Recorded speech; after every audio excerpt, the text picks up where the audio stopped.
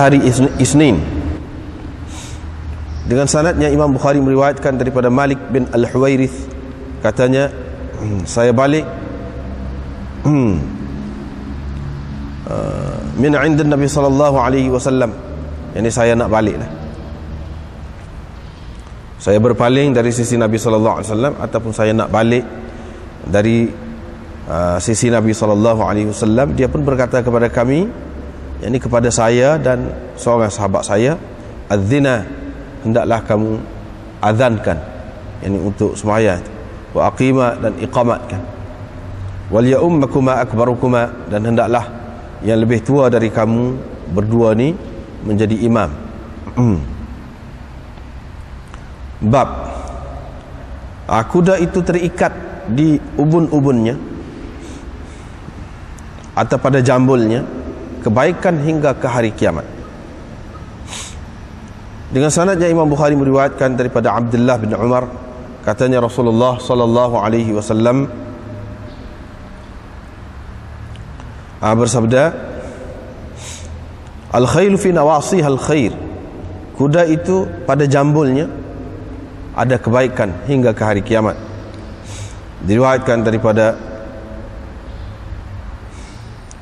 Urwah bin Al-Ja'd daripada Nabi sallallahu alaihi wasallam, sabdanya, kuda itu terikat pada jambulnya itu kebaikan hingga hari kiamat.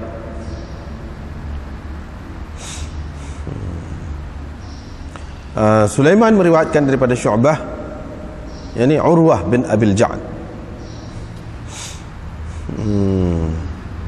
Musaddad menjadi mutabi' kepadanya, yakni kepada Sulaiman, daripada Hushaim, daripada Sya'bi, daripada Urwah bin Abil Ja'd. Diriwayatkan daripada Anas bin Malik, katanya Rasulullah sallallahu alaihi wasallam bersabda, keberkatan itu ada pada jambul kuda. Bab, jihad itu berterusan bersama dengan pemimpin yang baik dan juga pemimpin yang jahat. Kerana sabda Nabi sallallahu alaihi wasallam, kuda itu terikat pada jambulnya kebaikan hingga hari kiamat. Diriwayatkan daripada Urwah Al-Bariqi bahawa Nabi sallallahu alaihi wasallam bersabda, kuda itu terikat pada jambulnya kebaikan hingga hari kiamat, yakni pahala dan harta rampasan perang. Kebaikan yang dimaksudkan di situ ialah pahala ataupun berupa harta rampasan perang. Ini bab orang yang menyimpan kuda untuk jalan Allah, untuk jihad fisabilillah, ataupun orang yang mewakafkan kuda untuk jihad fisabilillah. Kerana firman Allah, wa min ribatil khail, dan berupa persediaan kuda untuk perang.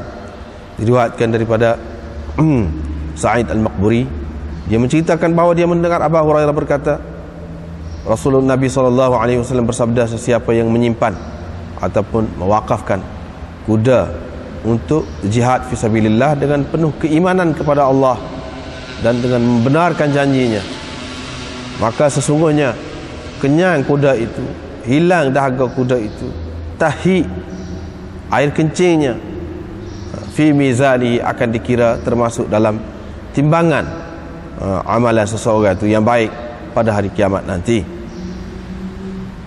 Ini bab nama kuda dan himar. Diriwayatkan daripada Abi Qatadah bahawa dia keluar bersama Nabi sallallahu alaihi wasallam. Abu Qatadah bersama dengan beberapa orang sahabat Nabi sallallahu alaihi wasallam ketinggalan di belakang. Mereka pada ketika itu dalam ihram, tetapi Abu Qatadah tidak dalam ihram. Mereka pun ternampak seekor himar wahsy, yakni himar hutan, sebelum daripada Abu Qatadah itu nampak. Bila mereka nampak himar itu, mereka biarkannya sehinggalah Abu Qatadah nampaknya sendiri. Dia pun naik kudanya yang dipanggil Jaradah. Dia pun minta dengan mereka supaya mengholorkan kepadanya cemetinya, tetapi mereka enggan. Dia pun mengambilnya, yakni dengan sendiri, dan dia pun menyerbu, yakni mengejar himar itu, lalu mengorbankannya ataupun menyembelihnya. Summa akala, kemudian dia pun makan. Wa akalu, mereka pun makan juga. Fanadimu, tapi mereka menyesal. Falamma adrakuhu, bila mereka mendapat Nabi SAW, bila mereka sempat dengan Nabi SAW dan dengan Nabi SAW, Nabi SAW pun tanya, hal ma'akum minhu syai', adakah sedikit, adakah sesuatu daripada daging itu, himar itu bersama kamu? Mereka kata ada, kakinya. Nabi SAW pun mengambilnya lalu memakan. Diriwayatkan daripada Sahal bin Sa'ad, katanya Nabi SAW, ada kuda di dalam kebun kami yang dipanggil Luhaif, setengah mereka panggil Luhaif, yang dengan kha. Diriwayatkan daripada Amr bin Maimun dari Mu'ad, katanya saya bergendong dengan Nabi SAW. Saya naik bersama Nabi SAW seekor himar. Jadi yang dipanggil Ufair himar. Nabi SAW pun tanya, wahai Mu'ad, adakah engkau tahu apakah hak Allah terhadap hambanya, dan apakah hak hamba terhadap Allah? Saya berkata, Allah dan Rasulnya lebih tahu. Qala, jawabnya, sesungguhnya hak Allah terhadap hambanya itu ialah mereka menyembahnya dan tidak menyekutukannya dengan sesuatu yang lain. Dan hak hamba terhadap Allah ialah Allah tidak menyiksa orang yang tidak menyekutukannya dengan sesuatu yang lain. Faqultu, saya berkata, wahai Rasulullah, bolehkah saya sampaikan berita gembira ini kepada orang lain? Nabi SAW jawab, la, tak boleh, jangan. La tubashirhum, jangan engkau sampaikan berita gembira ini kepada mereka. Fayattakilu, nanti mereka akan bergantung. Mereka akan bergantung kepada hak itu sajalah. Diriwayatkan daripada Anas bin Malik, katanya berlaku satu kejutan di Madinah. Nabi SAW pun meminjam seekor kuda kepunyaan kami dipanggil Mandu. Katanya, ma ra'ayna min faza'in ma ra'ayna min faza'in, kami tidak nampak, kami tidak lihat sesuatu kejutan, ataupun tidak kami lihat sesuatu kejutan, melainkan kami dapati kuda itu seperti laut. Ini bab sial kuda. Ini bab apa yang disebutkan berkenaan dengan sial atau majal. Majal kuda.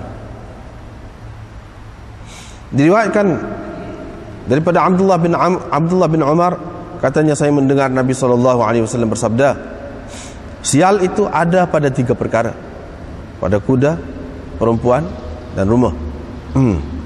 Diriwayatkan daripada Sahal bin Sa'ad As-Sa'idi bahawa Rasulullah SAW bersabda, kalaulah sial itu ada, maka adanya pada perempuan, kuda, dan tempat tinggal. Bab kuda itu untuk 3 macam orang. Dan firman Allah, wal khayla wal bighal wal hamir litarkabuha wa zina. Kuda, barang, dan himar itu untuk kamu naikinya dan sebagai perhiasan, yakni kepada kamu. Diriwayatkan daripada Abi Hurairah bahawa Rasulullah SAW bersabda, kuda itu untuk 3 macam orang. Untuk 1 macam orang, ia merupakan pahala, yakni mendatangkan pahala. 1 macam orang yang lain pula, ia merupakan pelindung. Dan untuk 1 macam orang pula, 1 golongan orang yang lain pula, dia membawa dosa, mendatangkan dosa. Adapun orang yang mendapat pahala kerana kuda itu, yaitu orang yang mengikatnya, yakni menyimpannya untuk digunakan pada jalan Allah. Fa atala laha fi marj aw rawdatin, dia mengikat kuda itu dalam satu tempat di kawasan padang ragut ataupun dalam satu kawasan kebun. Jadi apa-apa yang kuda itu makan dalam tali dia, dalam keadaan terikat dengan tali dia tu, minal marj, daripada padang ragut itu ataupun kebun itu, akan menjadi kebaikan lah kepada tuan dia tu, akan mendatangkan kebajikan kepada tuannya itu. Sekiranya kuda itu memutuskan tali itu, sekiranya kuda itu terlepas, terlucut lah daripada talinya itu, dan dia pergi ke satu kawasan tanah tinggi, ke satu tanah tinggi ataupun dua tanah tinggi, bukit lah kita kata, kanat arwathuha, tahi-tahinya dan kesan-kesan perjalanannya menjadi kebaikan atau kebajikan kepada tuannya itu. Sekiranya kuda itu lalu dekat sungai, dia pun minum sedikit dari air sungai itu, padahal tuannya tidak mahu memberi minum kepadanya, tidak bermaksud nak memberi minum air sungai tu, cuma lalu di situ saja, kana dzalika lahu hasanat, juga menjadi kebajikan kepada tuannya. Dan satu macam orang tu yang menyimpan kuda tu fakhran, untuk berbangga, untuk menyombong, riwariaan, dan untuk menunjuk-nunjuk, wa niwa'an li ahli Islam, dan untuk memerangi orang-orang Islam, memusuhi orang-orang Islam, maka kuda itu mendatangkan dosa kepada orang itu. Rasulullah SAW ditanya tentang himar, dia menjawab, tidak diturunkan kepada saya berhubung dengannya kecuali ayat yang lengkap dan unik ini, yaitu faman ya'mal mithqala dzarratin khairan yarah wa man ya'mal mithqala dzarratin syarran yarah. Ini bab orang yang memukul binatang orang lain dalam peperangan atau dalam perjalanan untuk peperangan. Diriwayatkan daripada Jabir bin Abdullah, diriwayatkan daripada Abdul Mutawakkil An-Naji, katanya saya datang kepada Jabir bin Abdullah Al-Ansari, saya kata kepadanya, ceritakan kepada saya apa yang telah engkau dengar dari Rasulullah SAW. Kata Jabir, saya telah bermusafir bersama Nabi SAW dalam salah satu perjalanannya. Kata Abu Aqil, saya tidak tahu perjalanan untuk perang atau perjalanan untuk umrah. Bila kami menghadap kepada Nabi SAW, yakni bila kami sampai kepada Nabi SAW dalam perjalanan itu, Nabi SAW pun kata, sesiapa yang mahu cepat sampai kepada ahlinya, ahli keluarganya, bolehlah dia percepatkan, bolehlah dia cepat balik dengan cepat. Berkata Jabir, kami pun mara ke hadapan. Saya berada di atas seekor unta saya, armak, unta saya yang merah kehitaman, laisa fiha syiyah, tidak ada tumpukan ataupun warna lain pada kuda itu. Wan nasu khalfi, orang-orang lain berada di belakang saya. Ketika saya dalam keadaan begitu, tiba-tiba unta itu terhenti. Unta itu terduduk, terhenti, tidak mampu membawa saya. Nabi SAW pun bertanya, yani lepas tu bila Nabi SAW sampai kepada dia tu, Nabi SAW pun tanyalah, wahai Jabir, istamsik, pegang kemah, pegang kuat-kuat, yani unta engkau itu. Fadarabahu bisawtihi darbatan, Nabi SAW pun memukul unta itu sekali pukul. Fawathabal ba'ir makanahu, terus unta itu berdiri tegak di tempatnya. Faqala atabi'ul jamal, Nabi SAW pun tanya, kamu nak jual ke unta ni? Saya kata nak. Bila kami sampai ke Madinah, Nabi SAW pun masuk ke dalam masjid, dalam beberapa kumpulan sahabat dia lah. Saya pun masuk, mana selepas itu menemuinya. Saya ikat unta saya tu di satu penjuru batu yang berada di muka pintu masjid itu dikatakan balap itu. Saya pun berkata kepadanya, ini unta tuan. Fa kharaja, Nabi SAW pun keluarlah daripada masjid. Dia kata unta tu ada luar. Nabi SAW pun berkeliling di sekeliling unta tu. Dia berkeliling, berkeliling musing di sekeliling unta tu, tengok-tengoklah. Wa yaqulu li, dan dia berkata kepada saya, al-jamal jamaluna, unta ini unta kami dah. Sudah jadi hak saya lah. Nabi SAW pun selepas itu menghantarkan beberapa awqiyah emas. Dia pesan kepada orang yang dihantarnya itu supaya berikan emas itu, duit emas itu kepada Jabir. Kemudian dia bertanya, kamu sudah dapat dengan sepenuhnya kah harga tu? Saya jawab, ya. Lepas pada itulah Nabi SAW pun kata, harga unta itu dan unta itu sekali kamu dapat. Jadi hak kamu, harga unta itu dan unta itu sekali adalah hakmu. Jadi boleh kamu lah. Ini bab naik binatang yang sukar dikuasai, yang liar, wal fuhulah, dan binatang jantan. Wal fuhulah minal khail, yani kuda jantan. Berkata Rashid bin Sa'ad, salaf selalu meminjam, selalu suka binatang-binatang yang jantan, kerana binatang yang jantan itu sama ada kuda atau yang lain lebih berani, lebih kuat larinya dan lebih berani. Diriwayatkan daripada Qatadah, katanya saya mendengar Anas bin Malik menceritakan, kata dia pernah berlaku satu kejutan di Madinah. Nabi SAW pun meminjam kuda Abi Talhah yang dipanggil Manduk. Dia pun menaiki kuda itu. Kata Anas, tidak pernah kami lihat satu kejutan melainkan kami dapati kuda itu bagaikan laut, atau betul-betul seperti laut. Baiklah, habislah situ.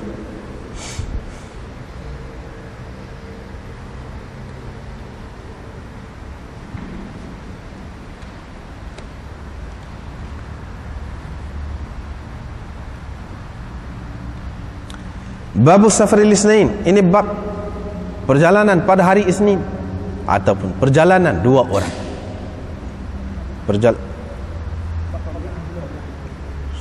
Sudah dah. Apa mana? Fadhil tali'ah. Itu begitulah, lebih kurang begitulah.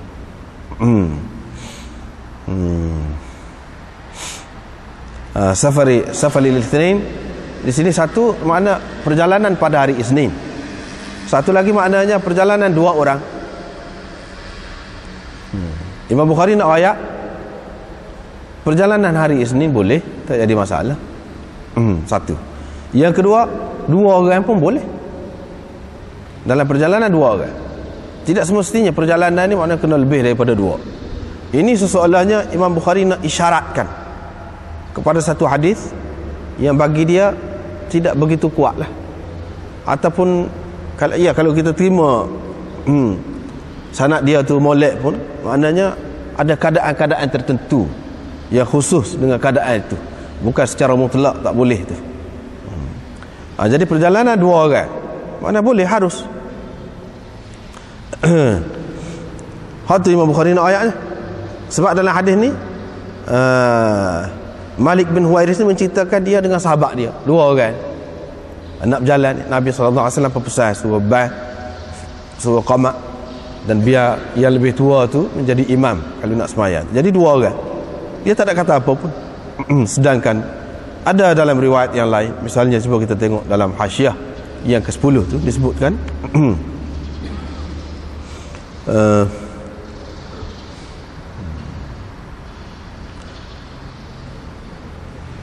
وكأن المصنف لمح بضعف الحديث الوارد في الزجر عن سفر الواحد والاثنين، وهو ما أخرجه أصحاب السنن من رواية عمرو بن شعيب عن أبيه عن جده مرفوعا: الراكب شيطان والراكبان شيطانان والثلاثة ركب. Jadi seseolahnya Imam Bukhari ini nak isyarat kepada dhaifnya hadis itu. Jadi hadis yang menunjukkan larangan lah daripada seorang berjalan ataupun dua orang. Tiga tu baru molek dalam perjalanan ni, kalau nak berjalan jauh lah kita kata. Iaitu hadis tu dalam kitab-kitab sunan disebutkan ar-rakib, seorang yang berjalan, berkenderaan ataupun berjalan kaki lah. adalah syaitan. 2 orang, 2 syaitan.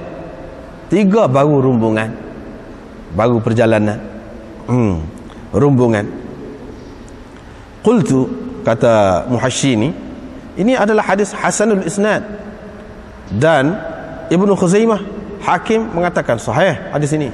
Wa akhrajahu al-Hakim, meriwayatkan daripada Abi Hurairah, wa sahahahu. Wa tarjamahu Ibnu Khuzaimah an-nahy an safar al-ithnain, larangan daripada 2 orang berjalan.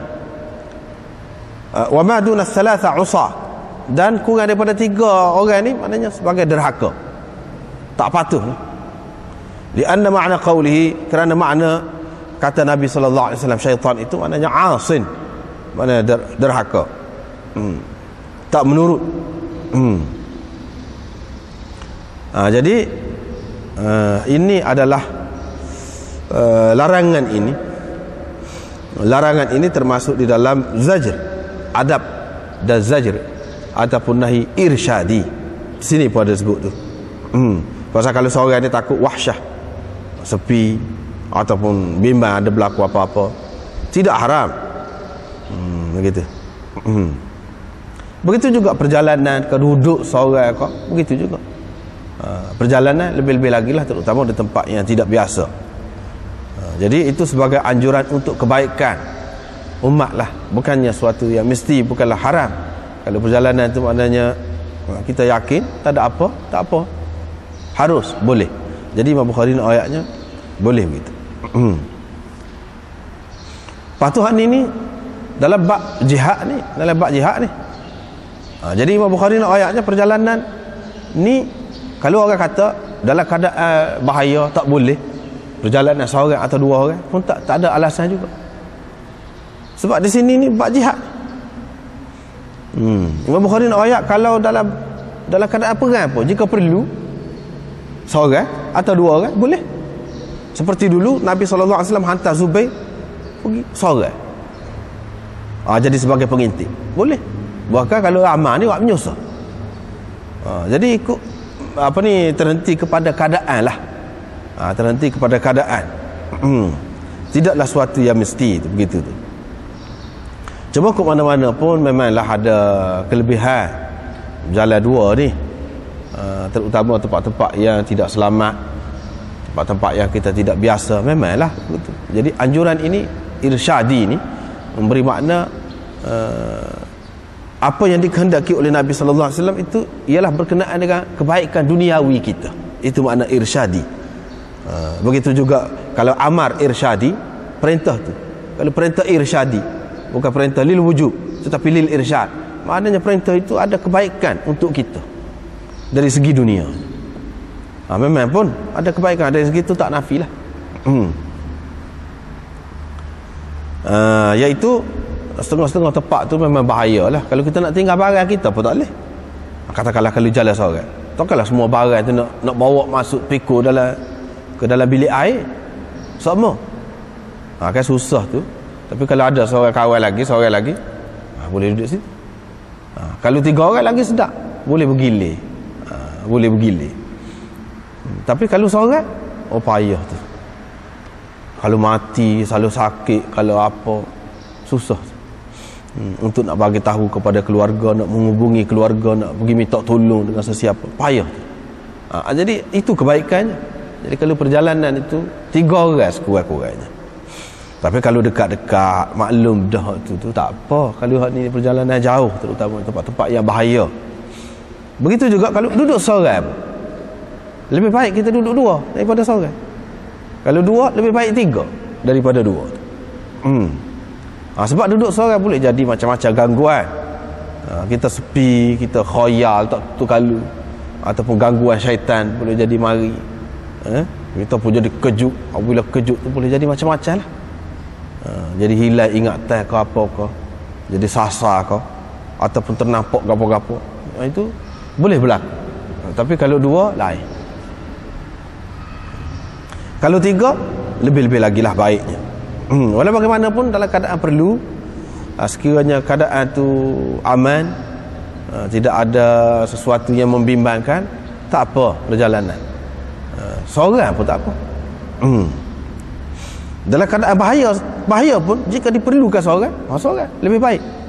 Tidak bermakna dari segi bilangan ni maknanya terikat betul kita dengannya. Tidak begitu.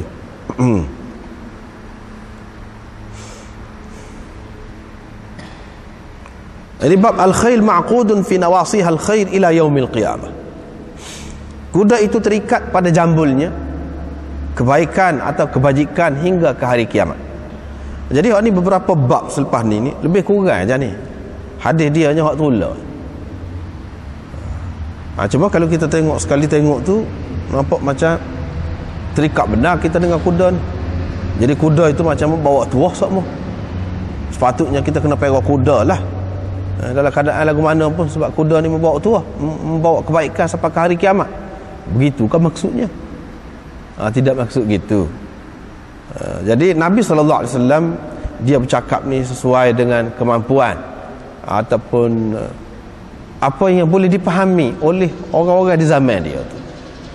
Kalau dalam perang di zaman dia tu, kenderaan yang paling baik, kenderaan yang paling berguna, yang paling pantas ialah kuda. Jadi kuda itu mahal pula nak dapat tu. Jadi kalau boleh hot tu, kuda tu dia adalah sebagai penentu. Sebab kita kata kalau zaman sekarang ni kan, pasukan udara lah, tentera udara. Maknanya peranan dia tu besar. Peranan dia tu besar. Kalau kita tengok kemampuan negara-negara besar-besar, negara-negaranya persenjataan dia kuat. Jadi mana tak ada apa-apa kalau main ke atas ni. Jadi tidak terancam pun. Mana hak bawah-bawah ni, hak senjata sikit-sikit ni tak sapa kita kata. Tak sapa bedil pun bedil saja buat habis peluru. Tak sapa. Dia nya dengan kawalan jarak jauh dia. Dia boleh tepat sasaran dia tu. Melepaskan peluru-peluru dia tu tepat pada sasaran dia tu. Jadi lah ni makna kita kata macam kapal terbang lah, jet ke apa ke hak tu. Jadi zaman Nabi SAW yang paling baik kenderaannya kuda. Pasal dia pantas. Dan tak boleh nak lawan dah kenderaan lain. Tak boleh nak lawan dengan kuda ni. Jadi Nabi SAW sebagai galakan supaya sahabat-sahabat dia menyediakan kuda pada masa itu, supaya sahabat-sahabat dia ni belajar berkuda, supaya sahabat-sahabat dia ni mewakafkan ataupun memiliki kuda untuk persiapan perang ke apa tu. Ini semua ni dia kata begini ni. Jadi kuda tu terikat pada jambul dia kebajikan hingga ke hari kiamat. Sampai ke hari kiamat sekali kita tengok di sini, maknanya sampai ke hari kiamat kau. Pas sekarang ni, kalau sekarang ni guna kuda wak gapo. Orang duduk perang dengan jet, dengan kapal terbang, dengan peluru berpandu. Kuda nak gapo kita kata. Ni dia kata sampai ke hari kiamat. Itulah sebab kita kena faham. Hadis-hadis ni bahasa dia ni tinggi. Jadi di sini Nabi SAW guna bahasa kinayah ni. Bukan maksud kuda tu sendiri. Kuda tu pun boleh kinayah ni, nak pakai makna sebenar pun boleh, nak pakai makna tidak sebenar pun boleh. Nak pakai makna tidak sebenar pun boleh. Itulah yang dikatakan kinayah dalam ilmu balaghah. Seperti kalau kita pergi ke rumah seseorang tu, dia ada beberapa orang anak dara, kebetulan depan rumah dia tu ada bunga. Kita kata banyak bunga, comel-comel. Kalau boleh kita sah, kalau bagi kepada kita sah, tuan dia pun kata ambil lah. Tuan dia pun faham juga. Jadi bunga yang dimaksudkan di situ boleh jadi bunga dia pegang tu sengerti. Boleh jadi bunga tu maksud dia ialah anak dia tu. Boleh jadi. Kedua-duanya boleh. Memang dia ambil bunga sengerti, dia pun diberikan bunga sengerti. Tapi boleh jadi maksud dia di sebalik tu. Orang-orang yang dangkal fikiran dia, dia anggap bunga sengerti lah dia nak. Dia nak puji bunga sengerti. Padahal bukan begitu. Dia kecek bahasa kinayah itu. Begitu juga Nabi SAW dia kata, ni kuda itu terikat pada jambul dia tu kebaikan hingga ke hari kiamat. Maksudnya persiapan untuk perang ni, berupa alat-alat yang paling canggih, paling baik, paling pantas, paling dapat menguasai musuh dengan cepat. Hak tu tetap ada kebaikan dia sampai hari kiamat. Tak kira, bukan kuda saja, jet kau gapo kau, yalah lah tu. Itu maksud dia. Tapi dia kecek sesuai dengan orang zaman dia. Sesuai dengan orang zaman dia. Jangan kita faham kuda di sini makna kuda seroti. Sebab tadi lah, sebab bunga tadi, bukan bunga tu seroti yang dimaksudkan. Tapi kalau orang tua tu yang tidak ni tak faham, dia ingat bunga seroti. Padahal maksud dia nya tidak bunga tu, anak dia, anak dara dia tu misalnya kita kata. Jadi di sini pun begitu juga. Kuda ni bukan dimaksudkan kuda, maksudnya alat perang berupa kenderaan yang terpantas pada masa tu dan terpantas pada masa lain, paling baik untuk perang pada masa lain. Sampai bila-bila pun sampai kiamat pun, kalau orang Islam ni mikir untuk ni, dia sentiasa dalam kebaikan. Kebaikan berupa pahala, hak tu memanglah hak tu. Lepas tu kebaikan dari segi orang tidak boleh menguasai dia kalau dia memiliki kenderaan-kenderaan ataupun senjata-senjata yang tidak boleh dilawan oleh orang lain. Kebaikan dunia sampai bila-bila, sampai kiamat. Tapi kalau dia tak ada hak ni, tak ada kebaikan, boleh jadi nak jatuh lah satu negeri demi satu negeri kalau tidak ada hak ni. Itu maksud dia. Dengan sebab itu jadi kuda, kebaikan yang dimaksudkan di sini bukan kebaikan kuda tu sendiri. Kuda tu sendiri memang zat dia tu baik, tidak. Dia bukan pada kuda tu. Sebab itulah dalam hadis yang lain yang kita baca kemudian tu, ada kuda ni dia tak serupa untuk 3 macam orang. Satu macam tu boleh pahala, satu macam dia jadi sebagai pelindung, satu macam orang tu dia membawa dosa. Jadi kuda tu sendiri tak ada apa, dia bergantung kepada orang guna dia. Jadi bagi orang Islam, kalau guna kuda ni, mana tentu baik, terutama kalau untuk jihad, paling baik lah. Begitu juga yang lain-lain, peralatan-peralatan lain, pesawat-pesawat, kalau berupa pesawat-pesawat, kalau kita sediakan itu, memang kebaikan dia tu ada. Dan kebaikan tu apa dia? Bukan kebaikan pada kuda tu. Dalam riwayat hak ni, muka surat 400 tu ada atas sekali tu. Imam Ahmad dan imam-imam lain lagi, Imam Bukhari mentafsirkan makna ni, ma'qudun fi nawasihal khair ila yaumil qiyamah, terikat pada jambul dia tu kebajikan atau kebaikan hingga hari kiamat. Apa dia kebaikan tu? Dia kata al-ajru wal maghnamu, berupa pahala dan berupa harta ghanimah, hasil perang itu. Hak tu kebaikan tu. Sampai hari kiamat, kalau orang Islam ni guna hak tu dengan cara begitu, dia akan mendapat kebaikan sampai kiamat.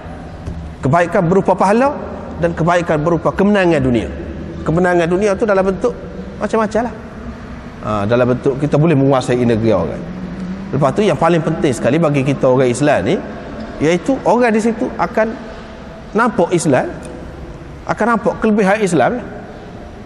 Jadi kita tidak boleh memaksa mereka itu memeluk agama Islam. Walau bagaimanapun, bila hukum Islam, begitu juga cara hidup Islam terlaksana di situ, dia boleh bandinglah di antara sistem Islam itu dengan sistem yang selama ni menguasai pokok-pokok dia. Dengan itu dia akan terpengaruh, akan memilih Islam sekurang-kurangnya, memilih hukum Islam, pemerintahan Islam sekurang-kurangnya, kalau tidak memeluk Islam. Tapi dalam sejarahnya kita tengok, umumnya negeri-negeri yang dikuasai oleh Islam itu akhirnya penduduk-penduduk dia tu menganut agama Islam dengan begitu ramai tanpa dipaksa, sebab dia nampak kebaikannya. Itulah yang dikatakan kebaikan hingga hari kiamat itu, kalau kita buat persediaan tu. Bukan makna memiliki kuda saja. Kalau lah ni ada juga kuda tu, nak buat riadah, kuda untuk riadah, untuk lomba kuda pun yalah juga. Kuda comel-comel, tapi saja-sajalah duk siap kuda tu mahal-mahal, duk mandi kuda, duduk main dengan kuda gitu saja, tu tak ada gapo hak tu. Hak ni maksud di sini dalam bab jihad ni, persiapan untuk jihad. Pada masa tu kuda lah yang paling utamanya. Lepas tu sesuai dengan zaman, sesuai dengan zaman kita tengoklah. Dengan sebab itu dalam ayat Quran pun dia sebut tu, ayat Quran ke hadis pun kita kena ingatlah semua. Apa yang dia sebut tu ialah apa yang dipahami oleh masyarakat semasa tu. Banyak daripadanya termasuk dalam hal tu. Misalnya wa'iddu lahum mastata'tum min quwwah wa min ribatil khayl. Ribatil khayl dia sebut juga kuda, suruh buat persiapan. Apa perintah Allah SWT ni sama-sama kalau lagu tu. Dan sama sekarang ni nak siap kuda juga kah? Tidak. Jadi siap kuda ni kecek gitu tu sesuai dengan orang pada masa tu. Bukan makna kuda ni diperlukan sama. Jadi yang seperti kuda lah, yang mengambil alih tempat kuda tu, sesuai dengan zaman masing-masing. Jadi kalau dalam Quran kata buah tamar, buah kemar, dia kata buah anggur, buah delima, bukan makna hak tu saja buah yang baiknya untuk kesihatan manusia. Bukan hak tu yang paling istimewanya. Tidak. Cuma hak tu yang diketahui oleh mereka. Dia tak royak buah moktas, buah durian, bukan main hebat juga tu. Buah serta kita kata yang tidak ada di tempat dia, dan khasiat dia pun banyak, tapi dia tak royak tu. Kita kena faham sendirilah hak tu. Bukan bermakna hak ni tidak istimewa. Tidak. Tidak pernah pun ulama Islam faham lagu tu. Tidak pernah pun. Sebab itulah walaupun Nabi SAW tidak pernah makan beras, nasi, tapi kita galik-galik makan nasi. Tak ada pun ulama kata dah Nabi makan gandum sama, kita kena makan gandum. Tak ada kata lagu tu. Tak ada orang faham lagu tu. Jadi sesuai dengan keadaan. Sesuai dengan keadaan. Jadi hak ni pun begitu juga.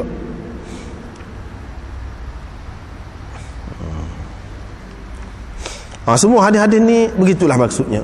Bukan maksudnya kuda tu sendiri ada tuah dia, kuda tu sendiri baik. Tak ada gitu. Hak tu orang-orang yang percaya kepada khurafat, percaya kepada tahyul, dia terima lah benda-benda lagu tu. Perak burung pati mendatangkan begini-begini, ada mata delima ni gini-gini khasiat dia, mendatangkan kekayaan lah, macam-macam. Hak tu puak-puak khurafat tu lagu tu. Ada kuda, begini-begini khasiatnya. Tak ada gapo. Tak ada gapo. Sesuai dengan zaman. Itu barulah kita faham apa maksud kuda itu terikat pada jambulnya kebaikan hingga ke hari kiamat. Kalau tidak penipala dah lagu mana hingga kiamat ni. Jadi seseolahnya Nabi kata hak ni lah, kuda ni lah yang terbaik untuk orang Islam. Yang terbaik untuk orang Islam. Jadi setengah-setengah tu yang tidak faham tu siapa dia duduk khayal kuda lah, duduk perak kuda jadi untuk nak perang akhir zaman. Jadi sebab dia tengok pula hadis-hadis Imam Mahdi ke apa, Imam Mahdi ceritanya naik kuda ke apa, padahal itu tafsiran perawi-perawi, dia tafsir itu sesuai dengan keadaan dia pada masa tu kenderaan. Jadi maknanya kita persiapan kena buat zaman Imam Mahdi ni. Tak ada dah kereta-kereta kebah ni, tak ada dah. Ni semua ni kena apa dia? Perang pada masa tunya kena dengan pedang. Pasal apa? Banyaklah hadis-hadis riwayat Dajjal tu dibunuh oleh Nabi Isa misalnya dengan pedang. Jadi rupanya dia pun faham situ. Pada masa tu perang dia dengan pedang pula, dengan kuda pula. Jadi kita kena buat persiapan tu. Jangan buat gitu. Makan diri. Jangan buat gitu. Nabi Imam takut ambil kesempatan, musuh-musuh mengambil kesempatan supaya kita ketinggalan dari segi persenjataan, kita nak pakai buah tu. Padahal kita tak faham maksud, bukan gitu. Jadi hak benda-benda lagu tu huraian terperinci lagu tu menggunakan alat-alat ke apa tu, itu tafsiran orang pada masa tu. Bukan benda tu sesuatu yang mesti kita pegang. Memang begitu, akan berlaku begitu, dan persiapan perlu buat dalam bentuk lagu tu. Bukan gitu. Jadi semua hadis-hadis ni begitulah. Pada tu dalam riwayat yang kedua tu Imam Bukhari kata qala Sulaiman an Syu'bah an Urwah bin Abil Ja'd. Tadi Sya'bi meriwayatkan daripada Urwah bin Al-Ja'd. Imam Bukhari nak ayat di antara perawi kepada hadis ini ada khilaf tu di antara dia tu. Macam Sulaiman bin Harb ini Imam Bukhari ambil daripada Hafs bin Umar. Imam Bukhari ambil daripada Sulaiman bin Harb, dia ambil daripada Syu'bah. Hak ni Urwah bin Abil Ja'd, bukan Urwah bin Al-Ja'd. Ayat dari segi isnad dia tu, perbahasan isnad dia tu. Urwah bin Abil Ja'd. Ayatnya bukan Sulaiman saja yang kata gitu. Ada lagi orang yang menyokong dia, iaitu Musaddad juga meriwayatkan daripada Hushaim, daripada Husain, daripada Sya'bi, daripada Urwah bin Abil Ja'd, bukan Urwah bin Al-Ja'd. Jadi walaupun banyak riwayat-riwayat daripada Urwah bin Al-Ja'd, bukan Abi tu, tak ada Abi tu, tetapi riwayat dua orang ni sekurang-kurangnya orang-orang yang kuat juga, dia menyebutkan Abil Ja'd. Abil Ja'd. Jadi kedua-duanya boleh dipakailah. Cumanya yang mengelirukan di situ Sulaiman an Syu'bah an Urwah. Adakah Syu'bah ni sendiri meriwayatkan daripada Urwah? Tidak. Sebab itulah kalau kita ada kitab ni dalam hasyiah tu pun dia bahada, dia royak. Jadi an di sini sebenarnya dalam proses ulama-ulama dulu nusakh penyalin kitab ni, dia menyalin terbubuh an itu. Sepatutnya tidak ada an itu.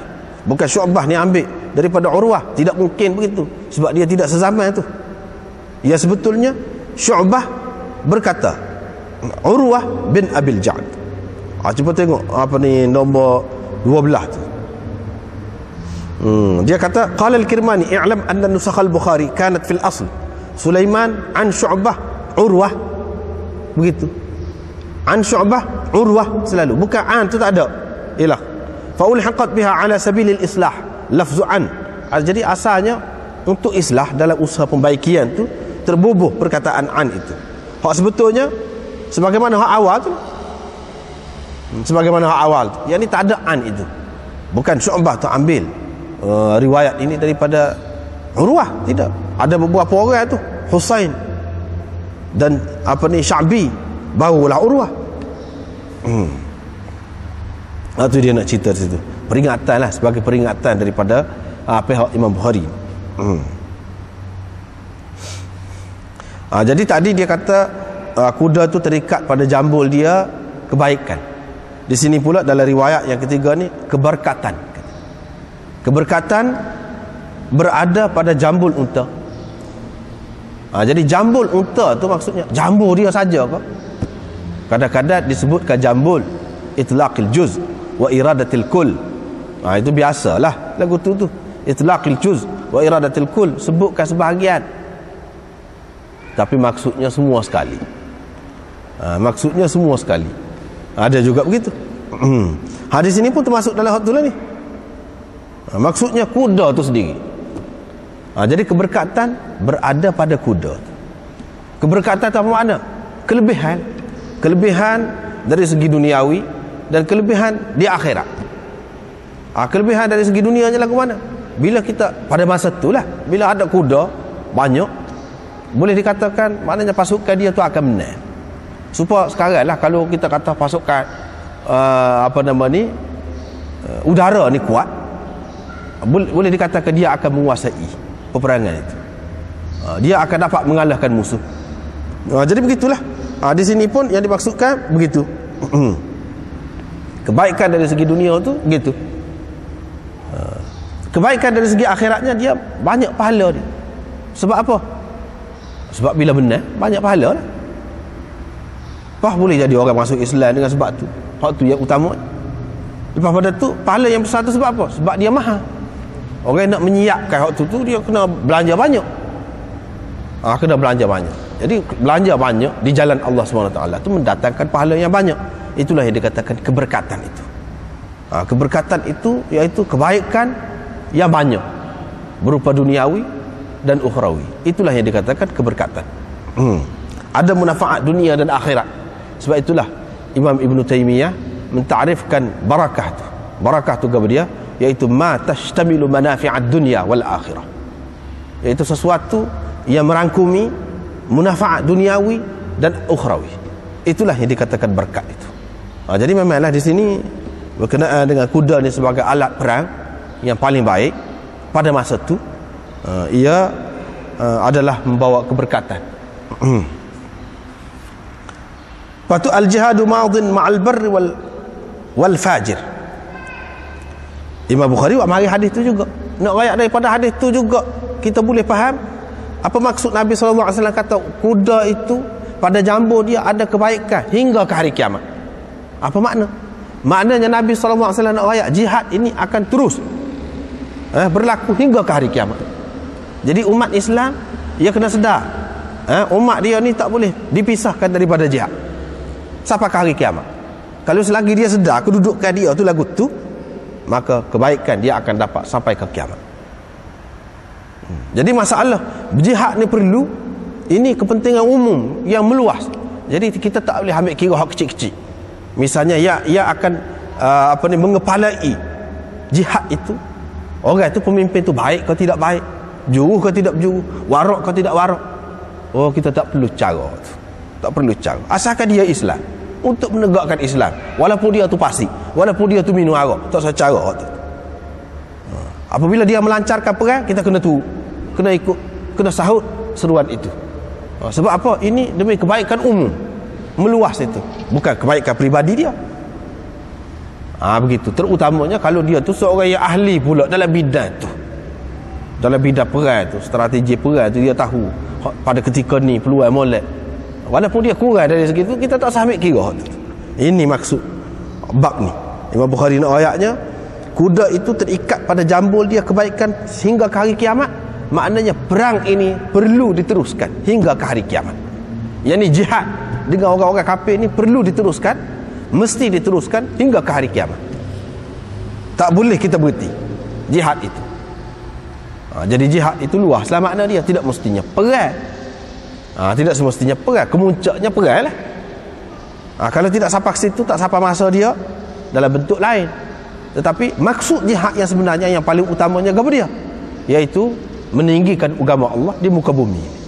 Jadi untuk maksud tu, apa saja cara, dengan sehabis-habis daya kita, dengan mencurahkan seluruh tenaga kita, itulah yang dikatakan jihad. Jadi hak tu perlu diteruskan hingga ke hari kiamat. Itu maksud hadis ni di sini. Hak tadi juga. Jadi apa maknanya hingga ke hari kiamat? Jadi kita tak boleh pilih lah. Tak boleh pilih, tak say perang, tak say ikut ni. Hak ni pasal apa dia pemimpin kita, kita tak boleh terima. Tak boleh lagu tu. Kita kena fikir kebaikan umat. Jangan fikir kebaikan kita setuju ke tidak setuju dengan dia. Jangan fikir tu. Jangan fikir tu. Jadi dalam masalah politik, dalam masalah pemerintahan ini, kita kena begitu dengan pemerintah ni. Jangan hak tak setuju secara peribadi pun kita tak juga tu dia. Tak setuju juga. Walaupun hak pendapat dia tu, pandangan dia tu baik untuk kita semua, untuk jangka panjang kita. Tak boleh lagu tu. Jadi sini ni penekanannya di situlah. Jangan diambil kira masalah peribadi. Walaupun benda tu di sisi Allah SWT besar, tapi kita kena fikir hak dia buat tu baik untuk umum ke tidak. Kalau baik untuk umum, untuk umat, hak itulah yang perlu diutamakan. Jangan diambil kira hak kecil-kecil. Jangan diambil kira. Ada juga orang apabila dia tidak setuju, tidak sehaluan dengan fikiran dia, segala kebaikan orang dia tak terima. Tak boleh lagu tu.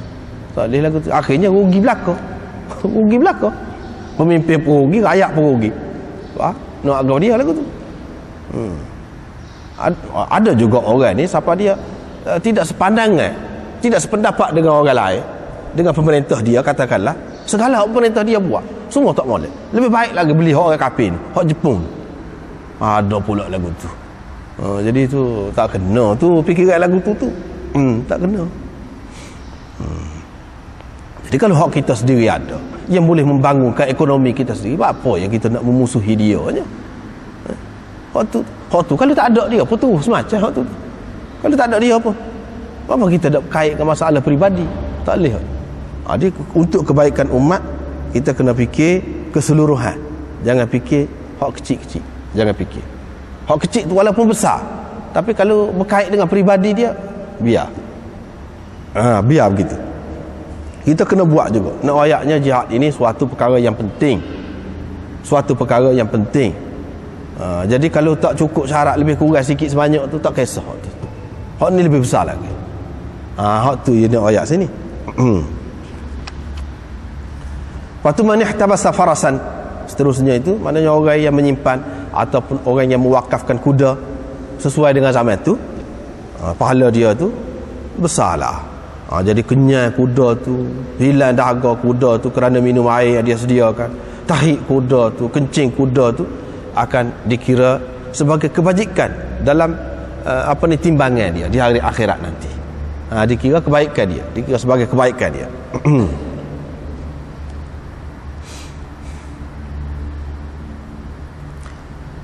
Jadi itu nak ayatnya istimewa lah. Lepas pada tu ada kaitan dengan dia. Kita nak guna dia tu.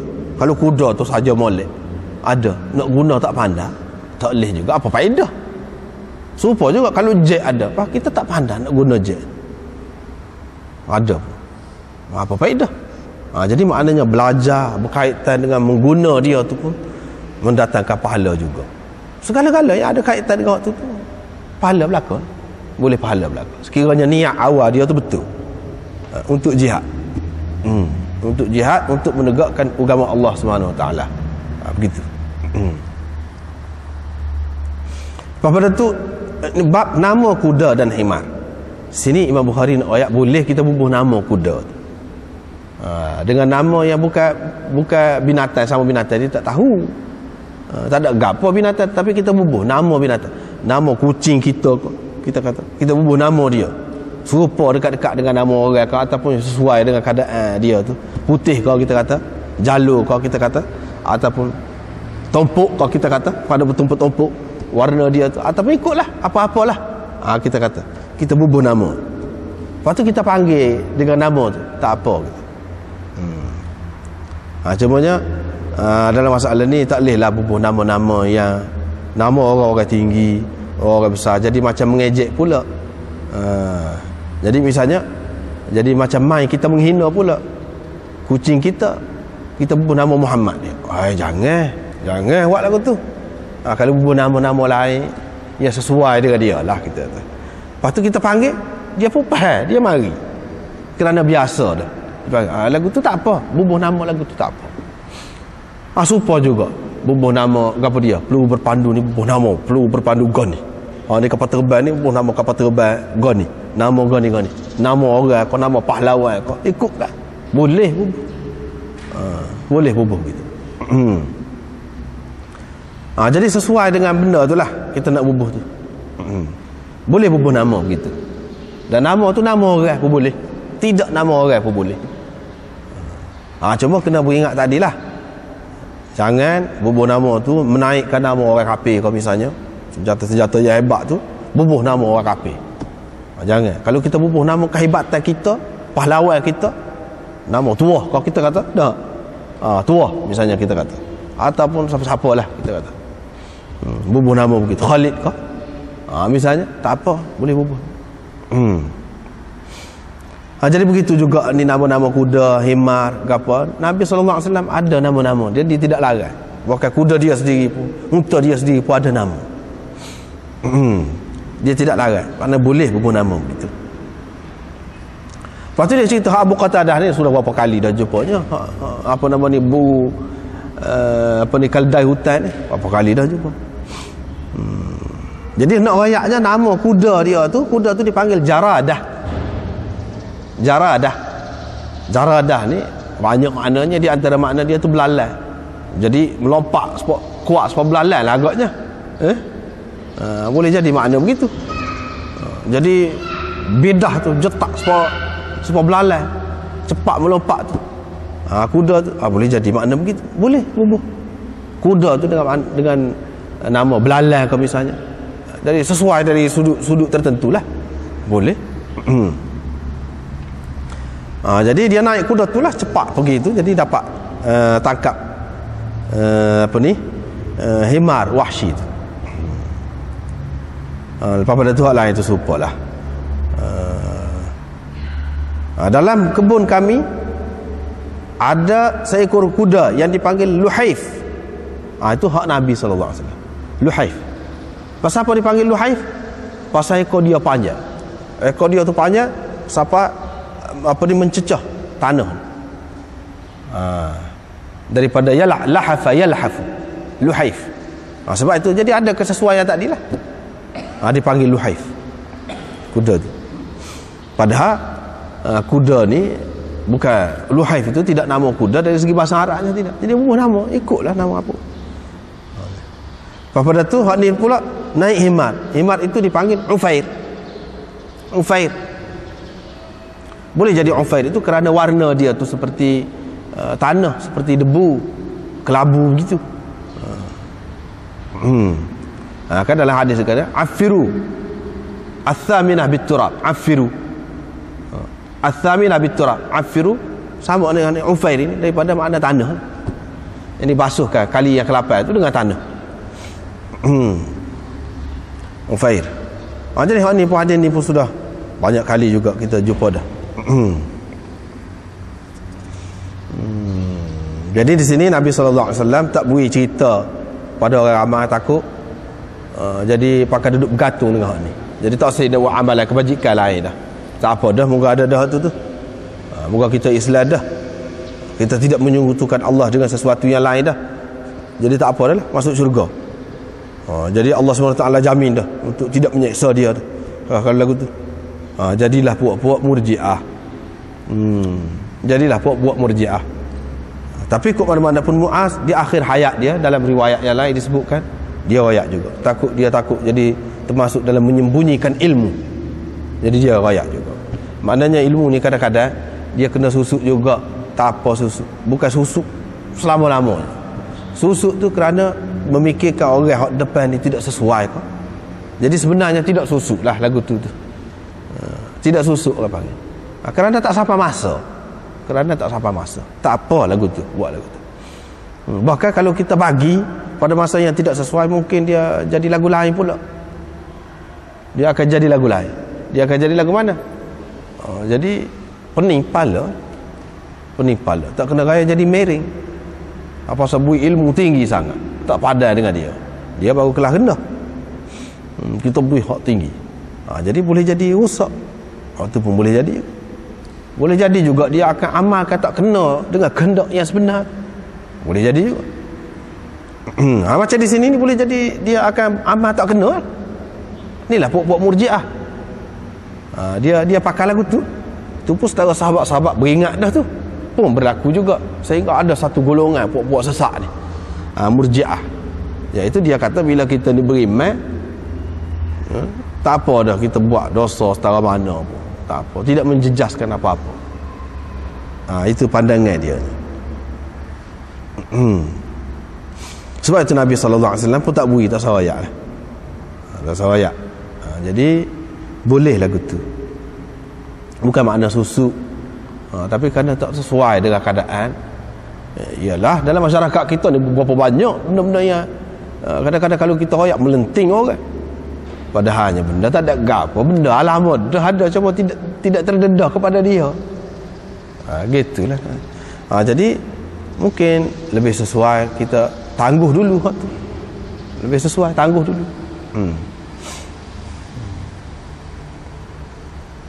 Lepas pada tu ini kuda ni. Kuda yang mana dia sebut kemudian kuda kepunyaan Abu Talha. Nabi SAW pinjam. Kuda itu dipanggil mandub. Jadi dalam beberapa hadis ni Imam Bukhari nak ayatnya nama tu ada nama himar, ada nama kuda, ada nama unta, ada boleh dibubuh nama kepada binatang-binatang itu. Tidak menjadi kesalahan lah. Jadi hak ni mandub ni begitu tangkas kuda ni. Anas mengatakan kalau apa-apa kejutan berlaku, kami dapati kuda ni betul-betul seperti laut. Laut lagu mana? Yang dia berombak sama, tak berhenti. Jadi kuda dia kalau dia berlari sama tak berhenti pun tak penat. Itu kelebihan dia kuda ni mandub ni.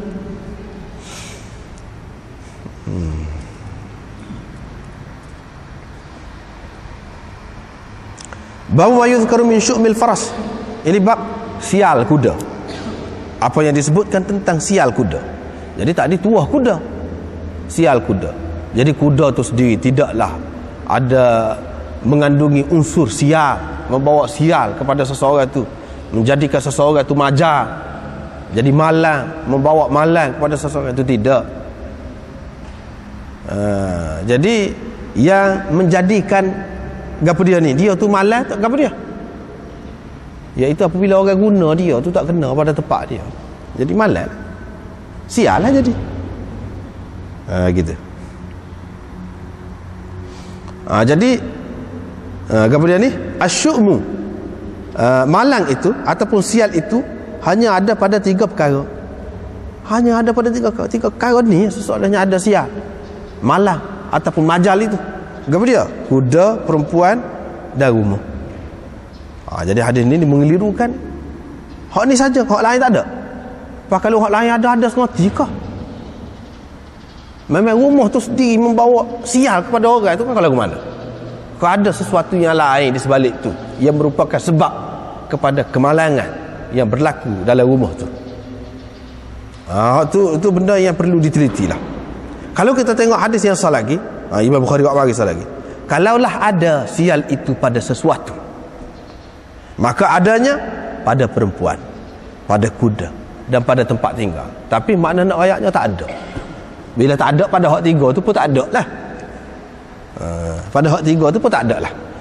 Jadi pada zaman jahiliyah, sebab itulah Aisyah cukup marah bila orang riwayat Abu Hurairah riwayatkan begitu. Marah betul kata dia. Dia kata waktu Nabi cerita tu cerita zaman jahiliyah tu. Orang jahiliyah duduk percaya lagu tu. Jadi bila dia ni jadi jatuh papa kedana, jadi bankrupt, dia kata buat temu lah sekat bini dengan mu ni. Kata dia, jadi aku majal, jadi sial, jadi malas. Naik kenderaan belaga sama. Sebelum pada ni tak sekat bini dengan mu ni lah. Dia kata dia kaitkan hak tu. Ataupun dia kaitkan dengan kereta dia.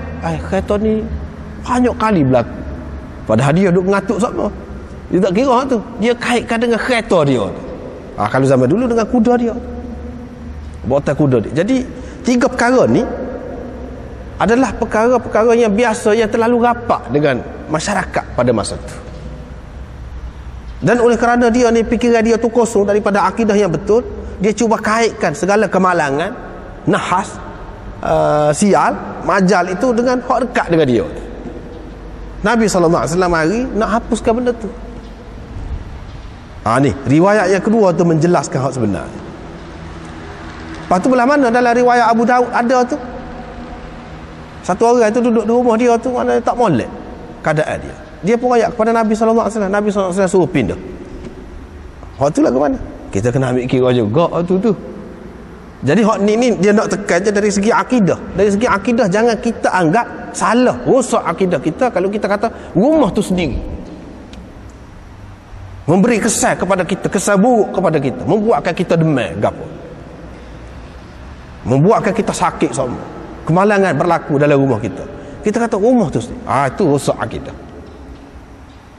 Tetapi kalau rumah tu tempat pemujaan dulu, orang duduk puja, ada penunggu dia, ganggu sungguh kita, tu ada sebab tu, bukan sabit rumah tu sendiri, sebab benda lain. Tu kita kena ambil kira. Jangan kita duduk pegang ni tak ada, belah mana-mana pun tak ada, pas kita duduk pening kepala semacam. Jangan buat lagu tu. Hak ni bab akidah ni. Bab akidah kita jangan percaya rumah tu sendiri memberi kesan, memberi bekas kepada kita. Bukan makna tidak mungkin berlaku sebab-sebab yang lain boleh menyebabkan kepada kita begitu. Bukan. Jangan ingat begitu. Dia ada juga sebab-sebab tu. Sebab-sebab tu ada. Dan benda ni diterima oleh ahli-ahli sains, oleh ahli-ahli perubatan pun diterima. Kadang-kadang maknanya percampuran di antara lelaki dengan perempuan tu menyebabkan anak dia ni kalau hak lelaki jadi lemah. Itu pun ada sebab juga tu. Sebablah tu. Tapi lelaki tidak boleh menyabitkan perempuan buat tamu lah jadi begini. Sebab perempuan pun boleh kata mu boleh jadi mu. Anak ni jadi lemah ni. Tapi doktor-doktor mengatakan ada kalanya begitu. Kerana percampuran keturunan baka dia di antara dua ni, maknanya dia menyebabkan jadi gitu. Kalau dia menikah dengan orang lain tidak gitu. Begitu juga si perempuan tu kalau menikah dengan orang lain tidak gitu. Ni benda payah lah. Sampai sekarang ni pun rahsia dia tu tidak tersingkap lagi. Cuma dapat dikesan begitu. Jadi hak tu ada, kita kena terima hak tu sebab-sebab tu. Tetapi janganlah kita letak hak tu atas kesalahan dia. Kita kena anggap itu sebagai sebab lah. Sebagai sebab. Sebagai sebab, kita tidak kata dia tu sendiri yang membawa majal. Tetapi benda lain, kerana tidak sesuai dari segi, mungkin kita kata sekarang di dalam istilah sekarang ni, hormonnya tidak sesuai. Tidak sesuai di antara lelaki dengan perempuan tu menyebabkan jadi begitu. Jadi begitu juga masalah rumah tadi, mungkin ada sebab-sebab lain. Di situ berlaku pembunuhan, pemujaan, apa kita duduk di tempat tu dalam keadaan persediaan kita tidak buat terlebih dahulu, mungkin ada gangguan. Jadi gangguan itu bukan rumah tu, bukan tanah tu, tetapi muka lain. Hak tu kita kena faham. Hak tu jadi sebab hak tu. Seperti benda-benda lain lah. Waktu timun kita makan sakit perut. Sebab. Hak tu sebagai sebab. Sebagai sebab kita boleh terima. Itu kita kena faham. Di sini dia ayat jangan kita i'tiqad. Jangan kita i'tiqad. Kuda itulah pada dia tu sehingga kita marah, kita pukul dia, kita bunuh dia. Jangan begitu. Tidak, dia ada benda lain mungkin tidak sesuai dengan kita. Hak tu kita tidak faham. Jadi kalau kita tidak sesuai tak usah guna. Tapi jangan anggap dia tu sendiri ada gapo-gapo. Jangan. Kalau anggap gitu jadi bahaya kita, susah kita. Kadang-kadang yang membawa kita jadi gitu tu bukan benda tu, bukan tempat tu, kita sendiri. Ada pada kita tu. Jadi kita kena baiki hak tu kita tu. Kalau kita pergi duduk mana pun, naik kenderaan mana pun akan berlaku sama. Kita tu sendiri kena baiki. Ada kalanya begitu. Jadi dengan sebab itulah kita kena faham benda-benda begini. Orang-orang zaman itu dia tidak faham. Dia kata rumah tu beratu, tak sahlah kata dia. Tak sahlah pergi situ kata dia. Berapa kali dah orang nak pergi duduk situ mati. Nak pergi sodok tu mati. Jadi dia kata hantu. Kadang-kadang boleh jadi hantu, boleh jadi tidak sampai hantu pun. Ada jenis-jenis batu yang tertentu yang mana dia tu kuat kesan dia tu. Dan menyebabkan orang ni jadi sakit apabila mendekati dia. Jadi itu terbukti juga. Jadi bagi ahli-ahli yang kaji berkenaan dengan batu-batu tu, tidak ada kepada khasiat lah seperti khasiat ni tebu, khasiat tebu apa dia. Kalau orang sakit kuning molek. Tapi kalau orang sakit ni cimanis tak molek. Begitu. Waktu pun batu tu pun dia ada khasiat yang Allah SWT buat lagu tu. Kalau sekadar tu sebagai sebab tak jadi masalah waktu tu. Jangan kita apabila sesuatu berlaku kita terus kata hatu lah gapo. Hatu tak boleh. Kena kaji dulu gapo dia sebab sebenarnya. Sebabnya apabila dibuat batu tu tak ada gapo pun, lepas pada tu boleh buat bangunan. Puluh-puluh tikar pun tak ada satu. Rupanya buat atas tu benda. Lepas batu tu tidak sampai beratu-beratu gapo pun tak, memang khasiat dia yang ada pada dia.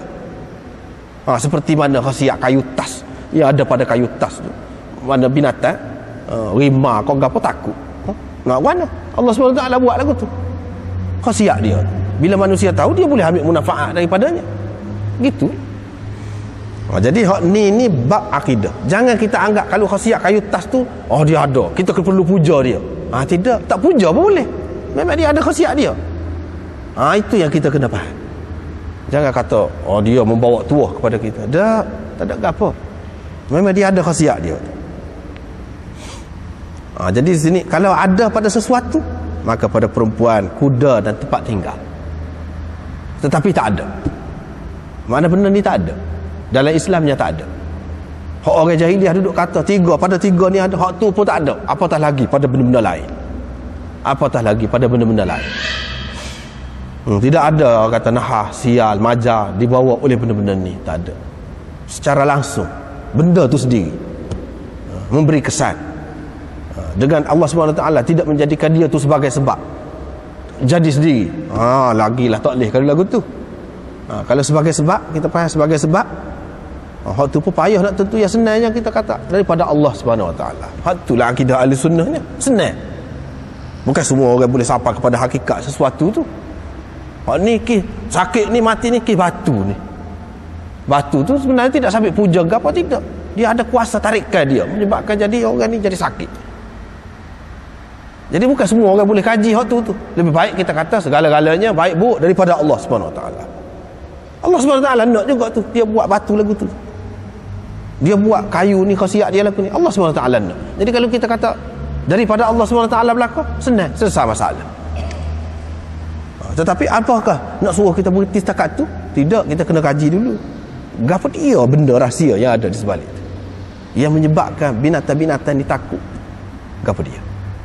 Binatang-binatang tidak suka mendekati dia, tegap dia. Tu molek kalau kita kaji, tak ada halangan. Tu. Hadis ini untuk menafikan sial lah. Begitulah, menafikan sial. Dari segi akidah lah, sebagai akidah.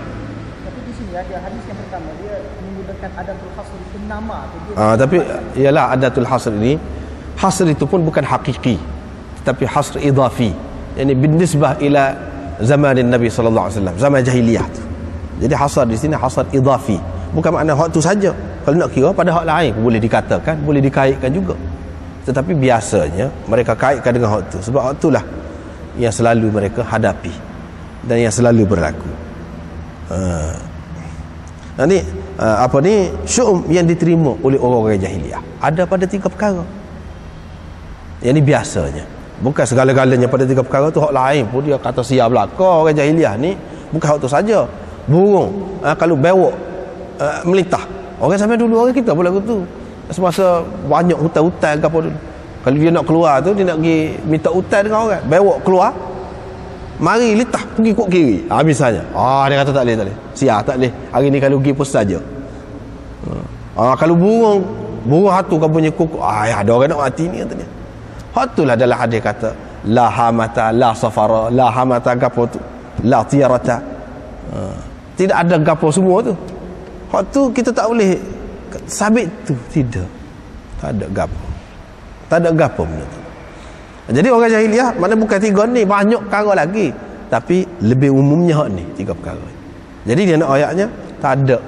Kalau ada pun ada pada 3 ni. Pas pada hak 3 ni pun dah tak ada, hak lain hak lagi tak ada lah. Dia nak menafikan langsung. Sebenarnya begitu maksudnya. Babun al-khailu li thalathatin. Sekatulah wallahu